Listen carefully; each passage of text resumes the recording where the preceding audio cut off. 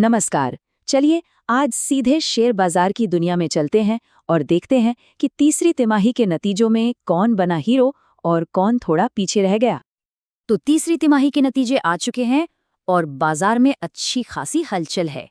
देखते हैं कि इस तिमाही का सिकंदर कौन बना और किसके हाथ लगी निराशा। तो सबसे बड़ा सवाल यही है कि इस क्वार्टर में कौन सी कंपनियां सबसे ज्यादा चमकी। चलिए मिलकर उन सितारों को ढूंढते हैं जिन्होंने अपने इन्वेस्टर्स को खुश कर दिया। तो सबसे पहले बात करते हैं उन चैंपियंस की जिन्होंने अपने नतीजों से बाजार में सबको हैरान कर दिया और एक जबरदस्त कहानी लिख डाली। और इस लिस्ट में देखिए सबसे पहला नाम आता है स्टील सेक्टर के बादशाह टाटा स्टील का। देखते हैं आखिर उन्होंने ऐसा क्या कमाल कर दिखाया है। यकीन करना मुश्किल है, पर टाटा स्टील ने अपने मुनाफे में 9 गुना से भी ज्यादा की छलांग लगाई है। मतलब पिछले साल जहां प्रॉफिट 295.5 करोड़ रुपए था, वो इस साल बढ़कर 2730.4 करोड़ रुपए हो गया। ये वाकई में कमाल के आंकड़े हैं। लेकिन रुकिए, ये शानदार परफॉर्मेंस सिर्फ यहीं तक नहीं है।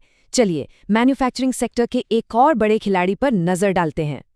हाँ, तो टायर बनाने वाली कंपनी जेके टायर ने भी जबरदस्त रफ्तार पकड़ी है।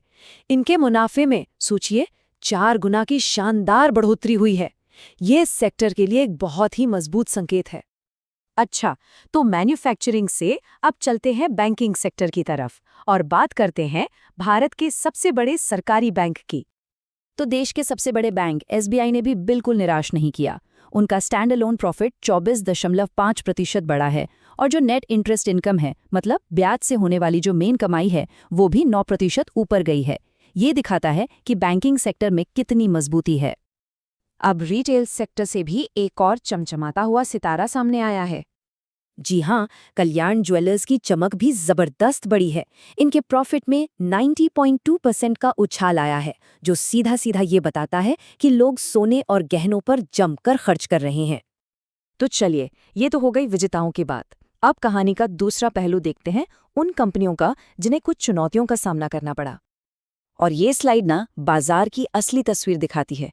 देखिए, एक तरफ जहां कल्याण ज्वेलर्स हैं जिनका मुनाफा आसमान छू रहा है, वहीं दूसरी तरफ वाइन बनाने वाली कंपनी सूला विन्यार्ड्स के मुनाफे में भारी गिरावट आई है। इससे साफ पता चलता है कि बाजार में एक ही वक्त पर कैसे दो बिल्कुल अलग-अलग कहानियां चल रही होती हैं।